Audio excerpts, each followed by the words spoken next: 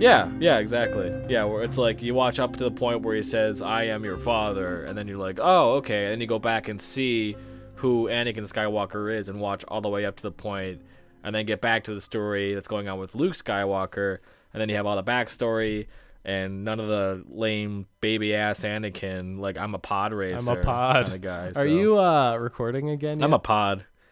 Okay, so you're Yes. ready? Yeah, I'm recording. All right. Yep. Yeah, well, the pod racing is very important. And the fact that Padme is like what? Like 8 years older than 20 Anakin in that is. first movie, and she's And like it's 22 weird. in the next movie, and he's like 10 years older. Yeah. And then they get married in the second movie. What? Yeah, it's weird. And Jedi aren't supposed to have relationships. Why is that secret. It allowed? was a secret wedding. That's a stupid R2-D2 and C-3PO were there, though. Yeah, not much of a secret now, is it? If R2-B-Boo can get in there. When does C-3PO turn gold? I don't remember him ever being silver. I don't know, but like in the new movies, he has a red arm too, which I mean, Some whatever. sort of reason. Yeah, is it the same guy who's doing the voice acting and everything can't be, too, or right? is it somebody else? I mean, they got everyone else doing the original, like reprising their Chewbacca roles. the same guy? So you never know. I think so. I think he is. Yeah, that's him. Yeah. Yeah. Hey, you're pretty Thanks, good at Dad. that. I've always wanted your approval. Mm-hmm. So it's been a while, Ben. What's new with you besides your haircut, It has been. Mr. Haircut? I got a haircut, and what else? It was Christmas, of what'd you get for course. Christmas? That's what happened. I got a pair of Fallout 4 socks that are pretty nifty. I'm not wearing them now, but Front seat Fallout Boy let you tickets? see. Yeah, I got a pair of Fallout Boy socks and Fallout Boy tickets to the Fallout Boys. Oh, I love the Fallout to Boys. see the Beastie Fallout Boys. It's going to be a fantastic show, I'm sure. But no, I got that. I got a nice sweater. I got a pair of shoes. I got a nice bow. I got a nice tie with one of those kerchiefs that I'll never be able to use because I don't actually have any kind of jacket to wear a kerchief with. But I have one now just in case I ever wanted to you use wear it. it as an ascot, right? Anyways, it's kind of tiny. It's like that big. It's like a normal napkin size. Can't know until you try. So that's all I have to I say. mean, I could stick it into my my yeah, collar like and just use it Mr. like that. Fancy Like, Dance. yeah, Private Fancy like Mr. Dancer. Fancy Fred Jones from the Scooberty Dooberties. Of course. So did you get anything, Skiddly anything Doobers. interesting for Christmas, Ben? Because so far it sounds like you got a whole lot of nothing. That's pretty much all I got. I'm sorry. We got a stupid amount of food. You know food? what? Honestly, like not even lying, the best gift I got, we had a ham for Did your parents wrap it? We never have ham. No, we just had a ton of ham, and nobody else in the house eats ham but this guy, me, right here. It was amazing. It was a giant, like $70 chunk of ham, God. like the classic style of ham, but it comes in like a giant chunk, and you have to cut it yourself. I was like, oh my God! I had like ham for breakfast, lunch, and dinner every day for like a week after that. I gained like 30 pounds. I don't even care. Experiences tradition for the delicious. first time. It's crazy. I was so blown away. We always have like turkey or lobster or steak, and my dad's just like, we got a ham. We got a ham, and I was like, what? We got a ham? He's like, yeah, we got a big ass we're ham. gonna ham it. Yes, Ham it. we're gonna ham it up. Ham it. I'm gonna Ham it. ham sausage. Ham it. Dang, ham it. I've been watching. I ham it. binge watched Steven Universe because I'm a 12-year-old. Have you watched me that too. at all? I mean, I'm a 12er. It's actually I love pretty that good show. once you get into like halfway through all the episodes that are out. Yeah, it's a lot like Adventure Time, where like they have a type of like random continuity where like things stay the same. Well, like at some point it starts to get a storyline that's like yeah, lasts for more than one episode, and that's when I start to like it. Yeah. But it's about the gems coming back to the earths to reclaim The crystal it. jammies. How was My your Christmas I spent in Boston. Mm-hmm. Laying in what I do on Christmas, actually. I think I played Fallout for most of the day. Good way to spend Christmas. Oh, no, I woke up really hungover because I was playing Fallout the night before and drinking. Good way to start by myself Christmas. On Christmas Eve. And then, Phenomenal Christmas Eve. and then I woke up and I was really hungover and I slept like until 4. And then I played more Fallout. And then I stopped playing Fallout because like one of those things happened where you're playing this really hard level and you get really far and you think it's auto-saving, but it didn't. And then I got kicked way far back and I was like, I'm not doing that again. Don't want to hate this game quite yet. Yeah, that's what happened. It's happened to me a couple of times. I turned it off and I laid in my bed and I looked at people on social media enjoying their Christmas, and then I shed tears for my life and the state of the world. Well, if it makes any difference, Austin, I didn't post a single thing on social media that day, or most days, to be completely honest. But thanks, Ben. It actually makes no difference. Yeah. Oh, okay. Well, anyway. This is We Found a Book. Hey, Merry coming Christmas, to you everybody. live from Boston Buffalo duo dynamicisms. This is Austin. Coming to you live from Austin, Massachusetts. Puns. Ba-da-ba-da-ba. Boo. And that's how you kill a flow. And then Ben says boobies, and it doesn't make it any better. Yep. Shame on you. Judge me. Judge me for who I am. If the episode's chemistry or like rapport ever comes to like an abrupt stop, it's because of Ben saying something like boobies. Yeah. You can't say that. Everyone loves That's boobies. True. Even women like boobies. Because they have them, and men's wants them. But not on them bodies, on the other girls' bodies. Because that's what bodies like to do, is like other bodies. Words of wisdom. Welcome to We Found a Book, everybody. We already did that, Ben, and you ruined it. Welcome back to We Found a Book, Welcome everybody. back. Sorry about that tangent about bodies. Welcome back. I just really like bodies. Welcome back to We Found a Book. My name is Austin, and I am in Boston, and that's a thing that rhymes. My name is Ben, and I am in Buffalo. That doesn't rhyme very well, but I tried to think of something on the fly, and it didn't really. That work. rhymed. I tried to think of something on the fly, and then you kept talking, so it ruined it. But, little victories, right? Yeah, the small ones that are ultimately, brought about by your own self-defeat because you can't stop trying to make things better. It only makes things worse. But anyways. It'll be okay, Ben. Just count your blessings. Yeah, maybe not. But anyways, we are here to ring in the new year. We're queer. Get used to it. We all live in fear. So let's grab a beer and celebrate some holiday cheer. Enough with the rhymes. Ben's hip-hop album is dropping. 2016, March. Look out just for like it. My self-esteem. Listen to his mixtape. It's fire. Fire. Yeah. Consequentially, coincidentally rather, my the album is also called My Dropping Self-Esteem. So let's get into it. Dink. Welcome to the Christmas special, Sadness. everyone.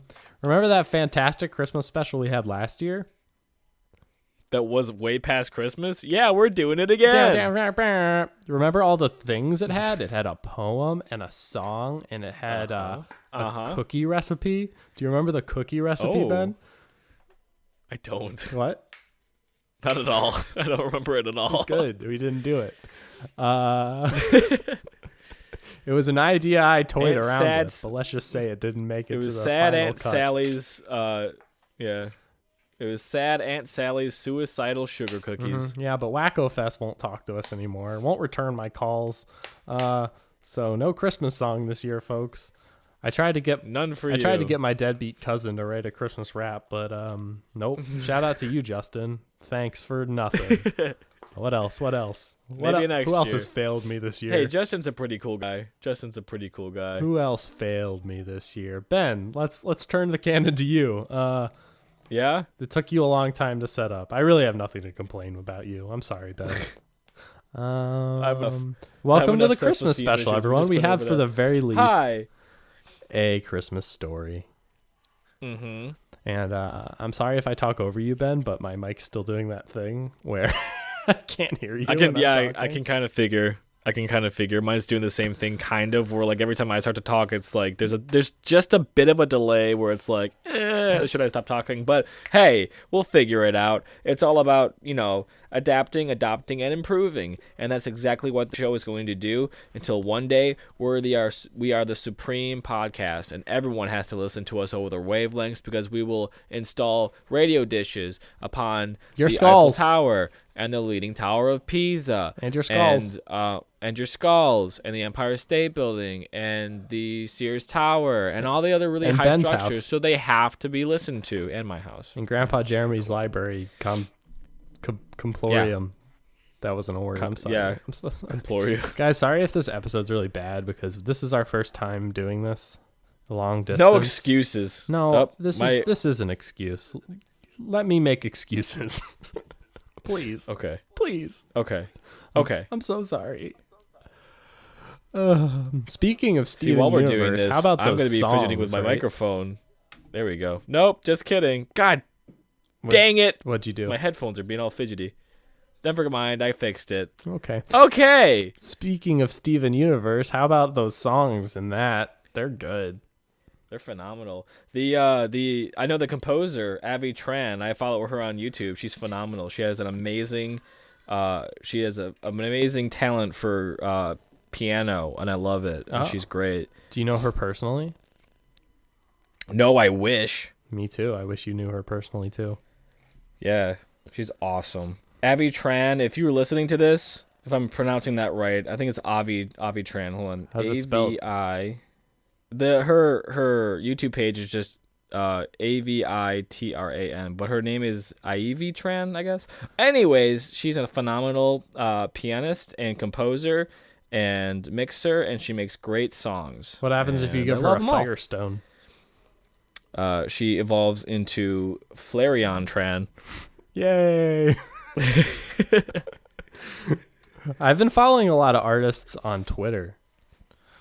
Like, I don't use that medium. Not very like popular artists. Not that they're not popular. They're just like they haven't been discovered yet, and I'm gonna give them some shouts outs right now. Yeah.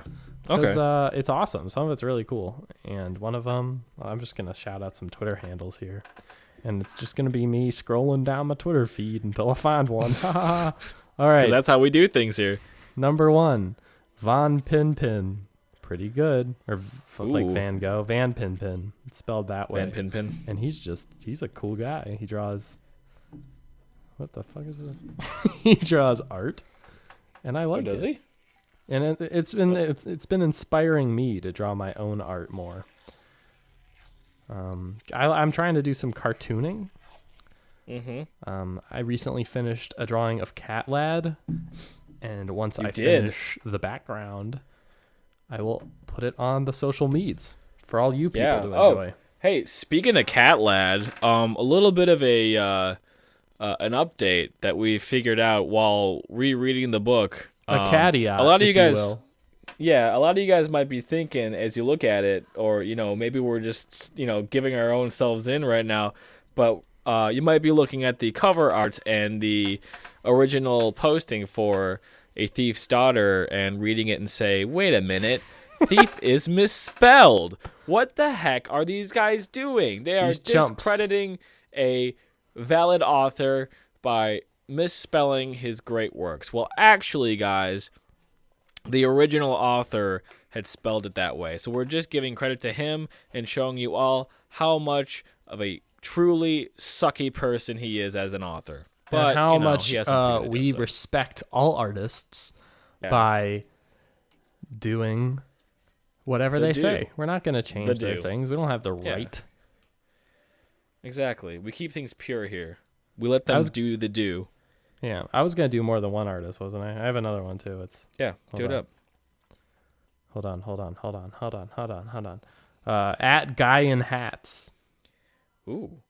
Pretty good stuff there, too. He drew some Homeworld art. No, he retweeted someone who did Homeworld art. Just some fan art, and it's great. And these are talented people. Yeah. So check them out. What else? That's it. I have nothing else to say. Nothing else to catch up you folks on. So yeah, I'm pretty set too. Yeah. If you're ready, Ben, I think I am ready to do this right now, right here, right now. We can jump into our Christmas story. Let's do it. All right. Well, as you folks know, this is a monthly storytelling podcast where we read from the Encardidian, which we found in our Grandpa Jeremy's attic. Ben, help me out here. Sorry about that. Something muted my microphone.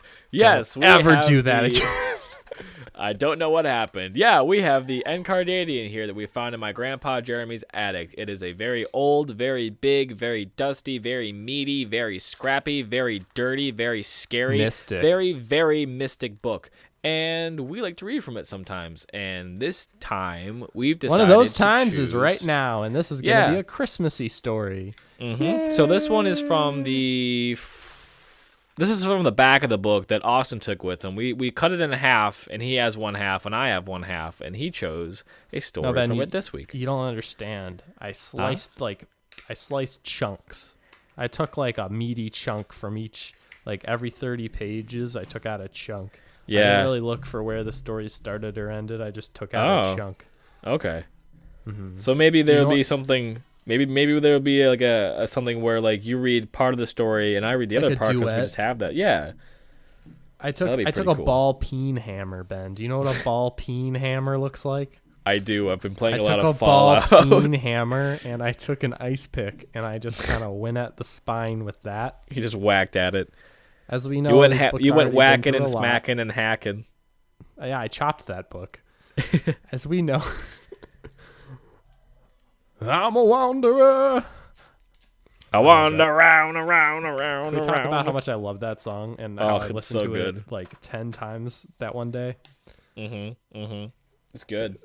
It touched me. All right, guys. No further ado. I suppose we can jump into the story. Ben, let's do that. Ben will keep his little mouth shut, his pretty little mouth shut until the end. He's feel free to take notes. He shouldn't mute his microphone though, because it makes a noise in the recording, and he did it last time, and it just rustled my jimmies. He did it. No, he broke his microphone. It's doing it by itself. It's just turning on and off. We had this problem before. You know we did. But thank God I'm not the one reading the story, or that could be a serious issue. Yeah, we'll figure it out. Maybe you need to buy a new microphone. I might just need to. This could be the visitor's start of something new. Yeah, the start of something special. This could be the start of something new. What's that from? You got a new mic. You got a new mic. You're not using it. But you have a new mic. Yeah, it's mine. Yeah. I'm saying. Not a sharing it's pretty nice. Is all I'm saying, dude. That's all. Well, it's the same make and model, so it might break. But it's white. That one did though. Yeah, it's the white, the Yeti blew white out. The Yeti. Did you hear that? I think you have ghosts in your house, or banshees, or I have a bunch of Puerto Rican and Hispanic ghosts in my house. Wow, they're very. The spirits are wild tonight. What'd you say? The spirits are very wild tonight. This isn't this. It's not Cinco de Mayo. It's not Dia de los Muertos. What are they doing? We did have tacos tonight, so. Oh, that's what it is. That's what it is. I'm sorry, guys. If you listen to this, I'm so sorry. Austin thought it'd be a great idea to eat tacos when there are Hispanic women ghosts in the house. Good one, Austin. All right, I'm going to start the story before this gets any worse. That's probably a good idea. All right, Ben, take notes. Take notes about things you want to say. Taking. Sit back, relax, and enjoy the ride. This is about 5 pages. Ooh, longer one. This one's called... Mic check 1 2 1 2. Bring it. Drop that beat. This one is called Black Peter. I'm gonna go yell at people. 1 second. I'll edit it out. Don't pause your recording or anything. I will not. I'll sit here and peacefully enjoy the sounds of you screaming at some ghosts. Wait, hold on. Oh, I'm holding. Are we Gucci Mane? Is okay, we Gucci Burr? I put a bunch of blankets around my door. Cool. Maybe that'll help. Maybe it won't. But at the end of the day, there's not much I can do about it. It's true. So, sorry, guys. There's a limit to our capabilities here. Let's do this. Let's listen to some stories about the Christmas times. The times of the Christmas. The Jiminy Christmases. Oh my God. Okay, let's do it. This one is called Black Peter. Many years ago, when the earth was still young, pained screams could be heard ringing out from the medical wing of St. Nicholas's compound. The labor was long and painful for the mother, a beautiful young elf who worked among the goats and the smaller decrepit stables next to those occupied by the lead reindeer.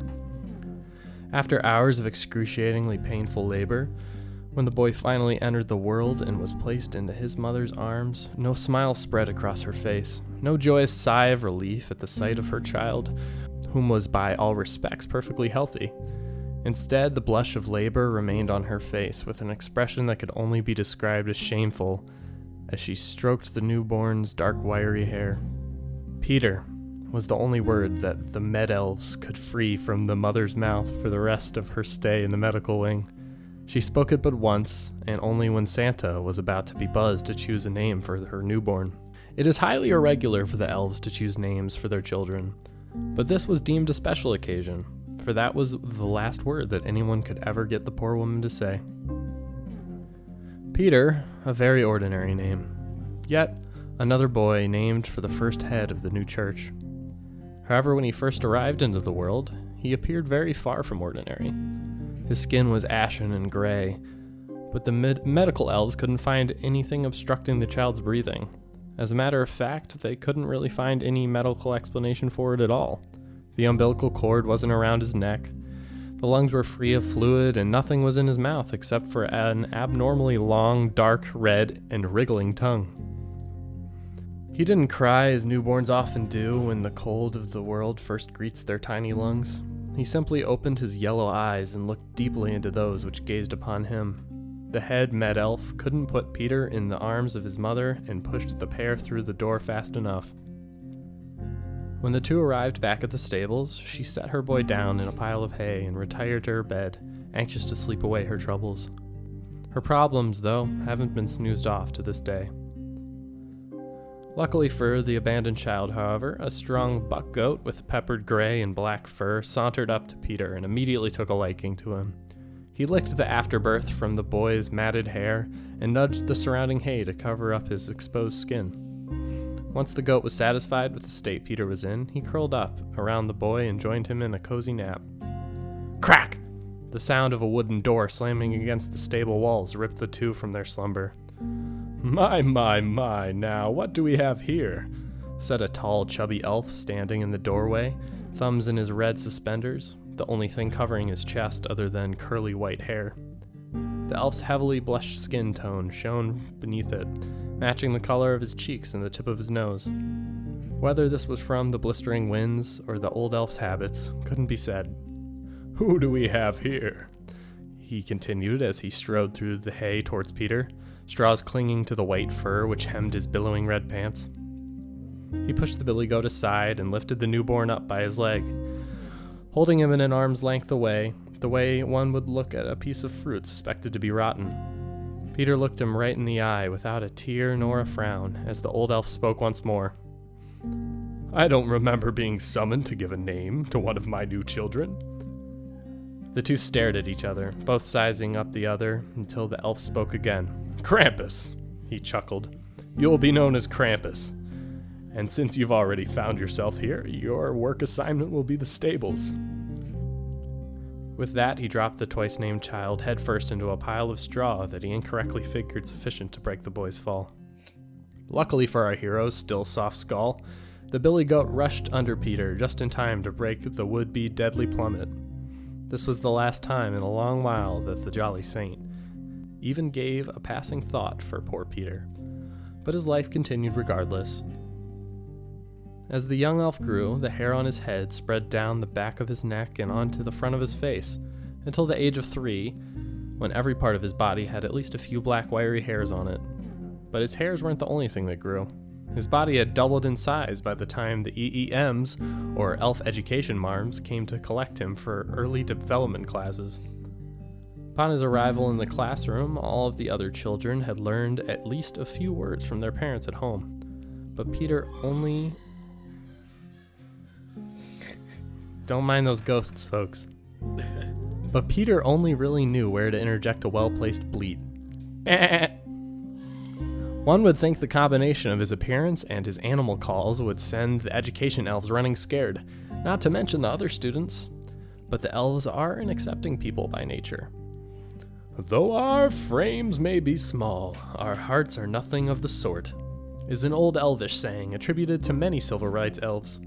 This quote is accurate both figuratively and, unfortunately for the elf's disposition, literally. All an elf needs is a good scare and or a firm blow to the chest, and his or her overinflated heart will literally burst. The author hopes that in writing this that you, dear reader, will use the information to take care of the more fragile creatures among us, not to see what it would look like when an elf's heart explodes. This author hopes you take his word for it when he says it's not as cool as you'd think. The heart of good Krampus was no different than those of the other elves, although the same can't be said for his mind, which many believe is the reason why he ended up the way that he did. School began normally for him as it did for the others. Before they were split off into their respective factions, they learned the Christmas chants, how to paint the twists on a candy cane, and all the other things a young elf needs to survive in St. Nick's compound. Now you probably wouldn't peg Krampus to be the studious type. A stable elf, hairy and malformed, raised without a mother, would never go on to fly through his schooling with ease and be left with a thirst for more. Well, you'd be wrong, and how dare you typecast young Peter like that? How very close-minded of you. For shame. For shame. Anyway, once the Instruct-Elves came around to the lesson plan entitled Naughty and Nice Theory, Practice, and Repercussions, Peter's interests were truly piqued. It all made so much sense to him. The good children of the world would be rewarded with a gift of their choosing, while those who did bad would be punished justly for their actions. He loved going to school and found the more he learned, the more questions he had. His mind was ever thirsting for more information. This, of course, made it even more painful when the classes were split into factions. The hairy lad was sent into classes such as Theory of Dung, Hay 101, and Feces Physics. All the while, he looked on longingly at the group whom had been assigned as list management, with jealousy in his heart. Our hero did not let himself take this frustration out on the other children, though. Instead, he channeled this negative emotion into positive energy. Classes were simple for Peter, so instead of staying home to study his coursework, he was free to run off to the library, pulling down everything from textbooks to reports from the shelves. He pored over them, reading everything he could get his hands on about Naughty and Nice. Not a single thing escaped his balls. He rested his inquisitive eyes on everything.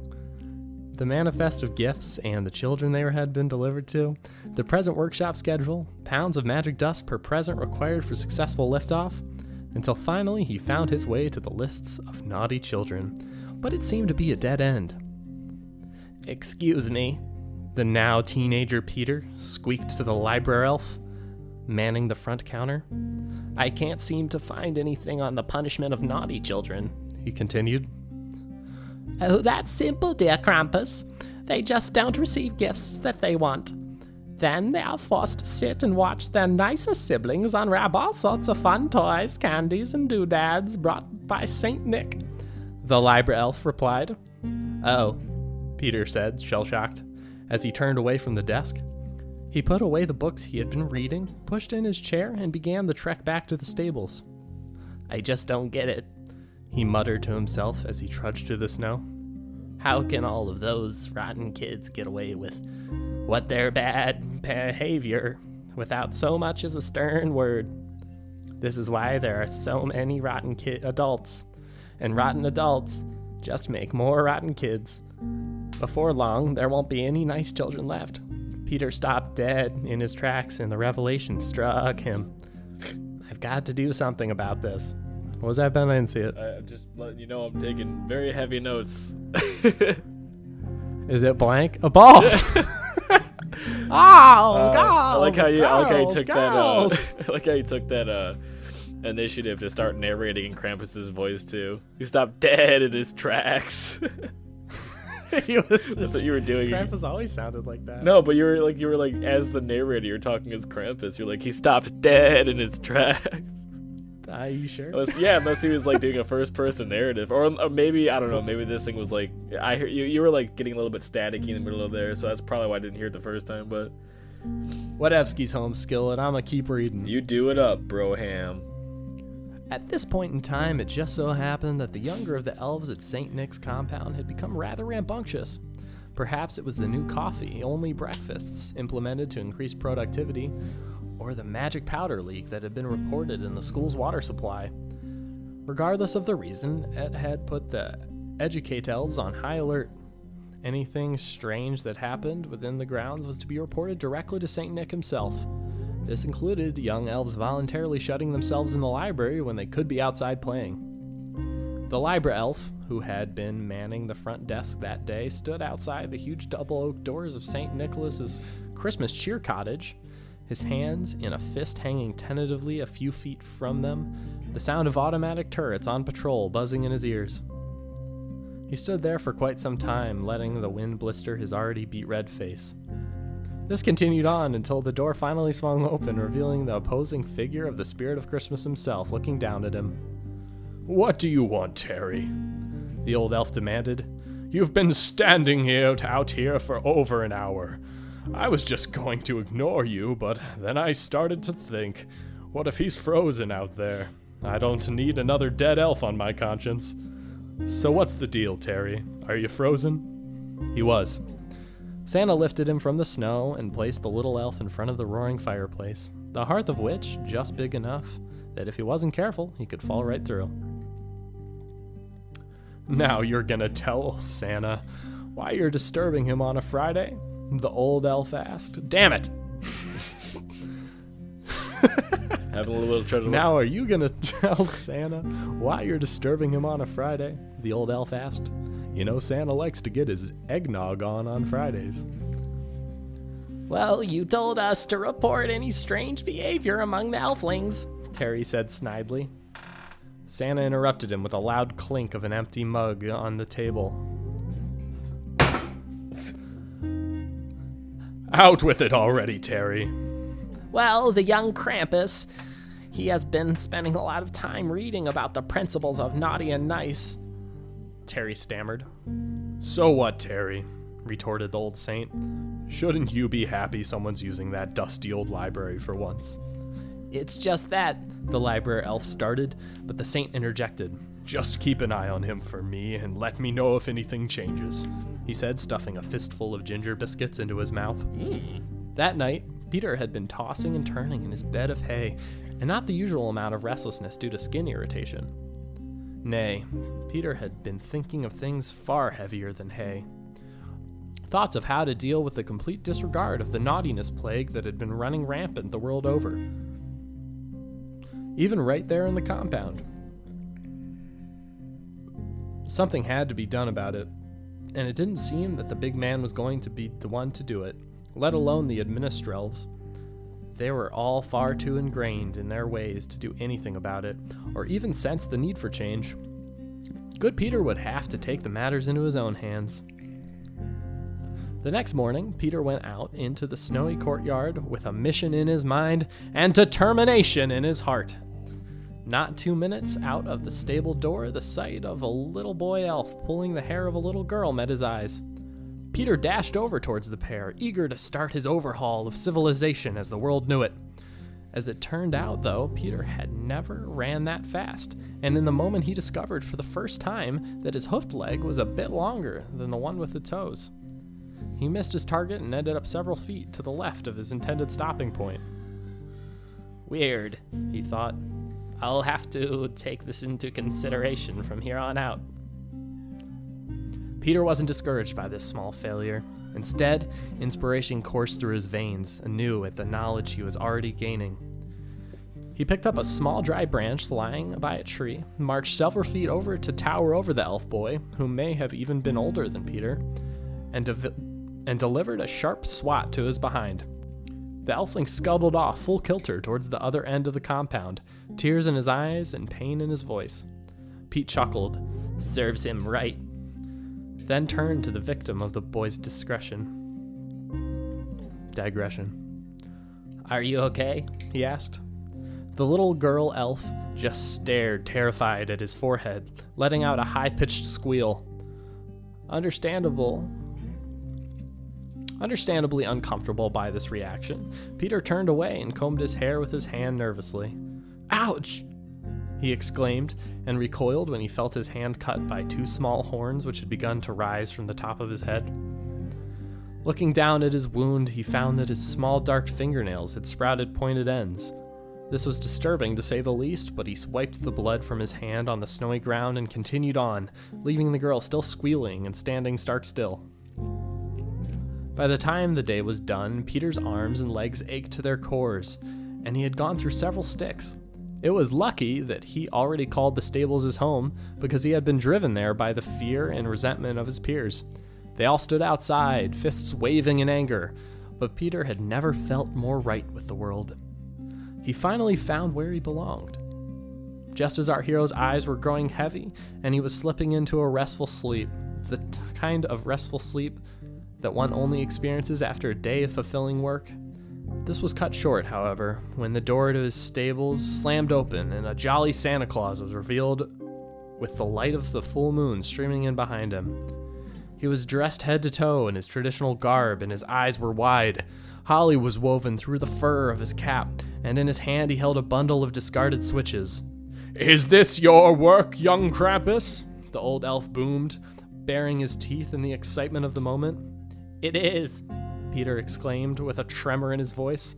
Not like there's not always a tremor in his voice, but... For he was sure his mission was just. The fog rolled into the stables around the white cuffs which shrouded St. Nick's ankles as he opened his mouth wide. "Krampus, with your soul so true, I think you've got some beatings to do." Beautiful. The end. Really? Yeah. That's fantastic. I thought so. It was a beautiful Christmas story to help us all remember who the true hero of Christmas is. The unsung Krampus. Krampus. Getting crunkus. No. The spirit of ska, Krampus. May Krampus be with us this holiday season. And guide us from right and wrong. And guide us with thy holy light. Oh Crump, silent in the night, may he bring us checkered plaid. May he bring us checkered plaid. It's important to have a sax. Among the rock and roll, may he bring us this ska gold. May he bring us this ska gold. And that's a traditional Krampus song. Beautiful. Hey, in the beginning of this episode, I said to you there wouldn't be any Christmas songs. We lied. Look at us. Looks like somebody just got a little bonus. You're welcome. Merry Christmas, everybody. Hey, Ben, remember the thing we used to do at the end of the stories? Yeah, we used to talk about them. What else? There'd be a moral. That's right, Ben. Yeah. One of those. What do you think the moral is for this story? Beat downs for I think all you'll the be able baddies. to guess it. I'm sorry, what was that? Beat downs for all the baddies. Okay. Yeah. Do you want to know what the real moral is? Let me guess one more time. It is Sure. always do your best and never stray away from your true calling. Oh, that's it. Hey, really? Like word for word. Nice. I'm pretty good at these kinds of Good job. Yeah, I sometimes surprise myself too. So Lucy. that's my dog. It's my stinky old dog. I'm just messing with you, actually. The moral is you take the good, you take the bad, you take it all, and then you have the naughty and nice list. Hey, you're right. Hey, you're totally right. I like that. That's a great moral. That's the moral. What a moral it is. Good job, author. Mysterious author in the sky with diamonds. Ben, are you drawing on your phone Yeah, there? check this out. You see that? Wait, it's focusing. Oh my gosh! Kind of. It's scary. What is that? Person getting pegged in the face with a golf ball. Why are you doing this? It was a it was notes. Who are you? It was notes, but then it turned into a guy with a mohawk getting pegged in the eyeball with a golf ball. So, I'll send it to you. I'll save it and I'll send it to you, and it'll be your new background. Girls, watch out! Watch out! There's a two-legged animal running around. I don't like that song. It's a man. It's a man. It's a man. 'Cause it's a man. I'm sorry. It's a bad. I don't like that song. That's a weird song. It is weird, right? It's like, don't call me that. Don't call me an right, Ben. animal. Benji. Yeah. Benji. Any thoughts on the story? It makes so much sense now. You think about it. It's like, whoa, Krampus, where'd you come from? Now we know. Where'd you come from? Krampus-eyed Joe. There you go. Hadn't been for Krampus-eyed Joe, I'd been married a long time ago. That's true. That old Krampus-eyed Joe. Mm-hmm. But really, great story. I really did enjoy it. It had the laughs. It had the cries. We all feel bad for Peter and who he was and who he is now. But he's found his purpose, and he's working in tandem with Santa Claus, forever disclosing the misconception that they're dueling with each other. They're bros. They're like they probably bros. They probably carpool on Christmas, and they're like, yo, who's this guy? Joe? Oh, Joe's naughty. And then they're like, you got this one? He's like, yeah, man. They fist bump, and he's just like, bah. And he just jumps off the back of the sleigh. He doesn't even have to land. He's like cowabunga. Yeah. Yes, exactly. And he just beats people with switches. He beats the living switch out of them. Yeah. Oh boy, gross. A little bit. So there was actually another there was a title in parentheses at the beginning of this. It was tell me, Krampus, what's your story? Where you come from and where you wanna go this time? I love it. It's fantastic. That's it. And it's also a musical. And under that in italics was, tell me, Krampus, are you lonely? Giving up on a little bit of left behind. And also, the under that one was another title. It was called "Where Are You, Krampus?" And something like that. Can't I find you? Why have you gone away? Right? It's beautiful. Right. Yeah. I missed that one. It must have been in Invisible Link. Don't worry, I saw it. I put it next to a toaster right now. And there it is. It's showing up. I'm seeing it. I actually have a toaster right next to my desk. Don't question me. I never would. I have one too. It makes magic toast. That's why we're bros. Man. Toast is the best. Toast. Let's have a toast. Toast. Here we go. We're toasting. You've been there for me in the good times and toast. the bad times. Ben is gonna die. all the alcohol is on my end, and Austin has none. And I'm going to drink for the both of us to make sure we all feel it. I have to be at work at 9 tomorrow. So, how you liking the job so far? Oh, it's great. I fly. Mm-hmm. That's all. That's awesome. Nothing interesting to report as of yet, except for my luggage broke like 4 days in. I had a layover and that's when you stay overnight in the city. I had a layover in Washington, D.C. And I went to open my bag and it wouldn't move more than an inch. And I was furious. So Those ghosts need to stop acting up so much. Let me ask you this: do you? Here, Ben, let me talk to them. I'll talk to them. Ooh, spooky! Ooh, spooky! Ben, they're tickling me. Make them stop. Ben. Stop the spooky tickling! Ooh, that should help. Spooky, scary tickling. So let me ask: do you usually? I think we're gonna wrap this one up, Ben. Yeah, no, I'll ask you off camera. Nobody needs to know about my special questions for Austin. They're special questions just for Austin. So, wait, really? What I was gonna ask. Do you usually?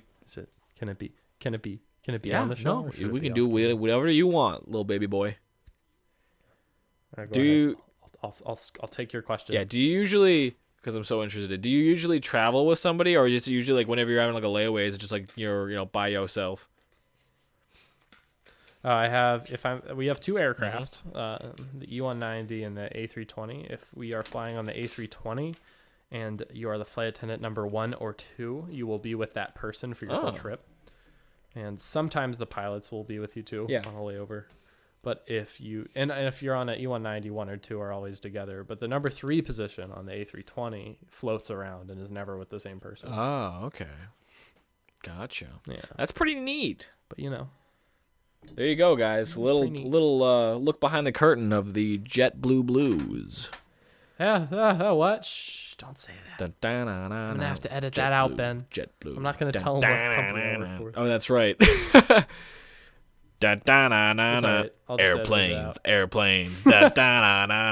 Flight attendant.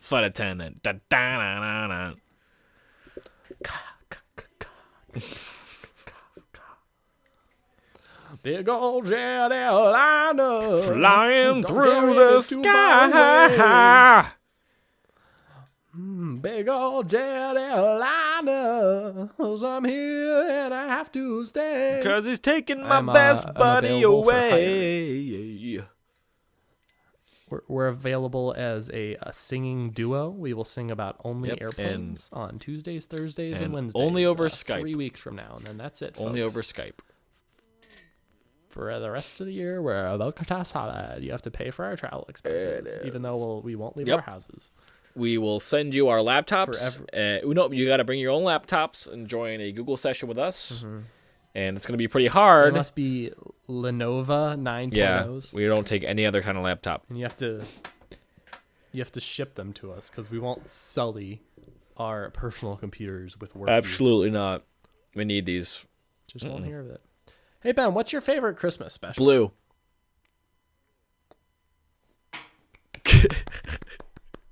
Thank you. Hardcore. I like Elf. Elf is my favorite Christmas movie. Oh, okay. My mom made us watch that a million billion times, and now I don't really like it. So is my mom, and it's quickly becoming very old. But you know what? I'll stick around for a while and watch it a couple times more before I'm sick of it.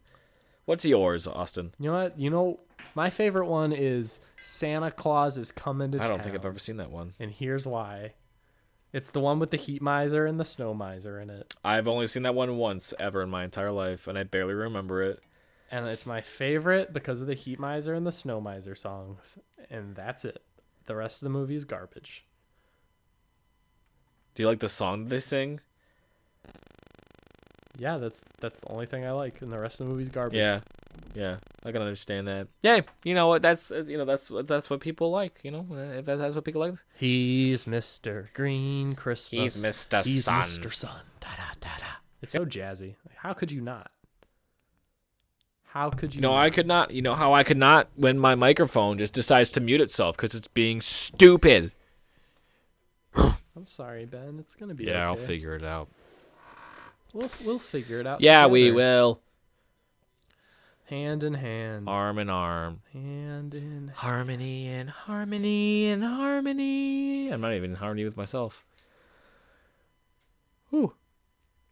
But anyways. Hey, you know what, Ben? I noticed some similarities between the Santa Claus in this story and the Santa Claus in the Classmas Christmas Carol that we found in the book for last year. Yeah? Yeah, don't you? Yeah. Do you remember? Yeah, I do. Yeah. Do you remember? Yeah, I sure do. You do. It's okay if you don't remember. I remember. Yeah, I do. I remember. Yeah. All right, Ben. All right, we're gonna have you leave us here because our usefulness to you has become expired. Yeah, I remember. Yeah. 2016. Two friends from two cities have to take on the world, the taco cat aliens of the world, and they've monster got tomatoes are attacking razor blade claws with claws of laser blades.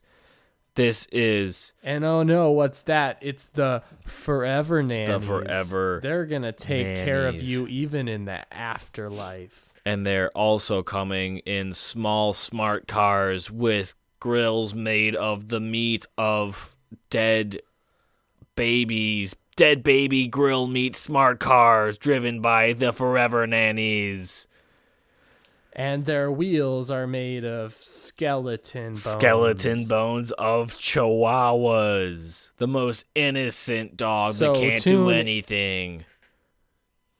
So tune in this March for that movie. The movie coming March that is 2016. called The Forever Nannies in the smart cars of dead baby grills and chihuahua bone skeletons take on two friends from different cities against the outer space cats and tomatoes and goodbye, everybody. This is We Found a Book. See, Rick and Morty, we can do it too. Yeah. Fight us. Also, this has been We Found a Book. You can find us on YouTube, iTunes, Facebook, all the social medias pretty much at this point. Our website is www.wefoundabook.com. Music is provided by Wacko Fest. You can find them at www.wackofest.com. If you want to, maybe you want to share what we're doing, help us grow, you can subscribe to us on iTunes or YouTube. That would help too. You could leave a review on iTunes. That also would help us be more discoverable. And hey, I'm not gonna go up to people and be like, listen to this podcast. But you know what? Because a lot of people have podcasts as their private shame. So what you can do is what I just said. How about that? And hey, if you really want to help us out, why don't you go on to www.patreon.com/wefoundabook and create that page and then find out what our personal IP addresses are and start sending us the money because you really do care about us and we know and we want you to support us in any way possible, and that would be a pretty cool way because we like returns, None of that diminishing return garbage. Mm-hmm. We're not that kind of people. We want the Donald Trump monies. And one day we're going to run for office and build a wall around America and make everyone else pay for it. Thank you. Yeah. Thank you, Dad. Thank you, Daddy Trump. Daddy-o. Daddy-os are great. All right, this has been We Found a Book. Ben, any parting thoughts? Take a little bit of sunscreen and put it on your eyes, and you will never have to worry about burning your retinas when you stare at the sun again. Little life hacks for you. And that's a problem Ben dealt with in his youth, as you could hear about in episode. Hold on, I'll know it. Episode 5, Fate's Tale. Check it out. Check it out. It's pretty cool. See if you can find that subtle reference that I just made too. But anyways, it's been all right, fun. guys, and hope that I don't get eaten by the Mexican ghosts. Bye. Hashtag Frashdad. Yeah. Bye. Bye. Bye.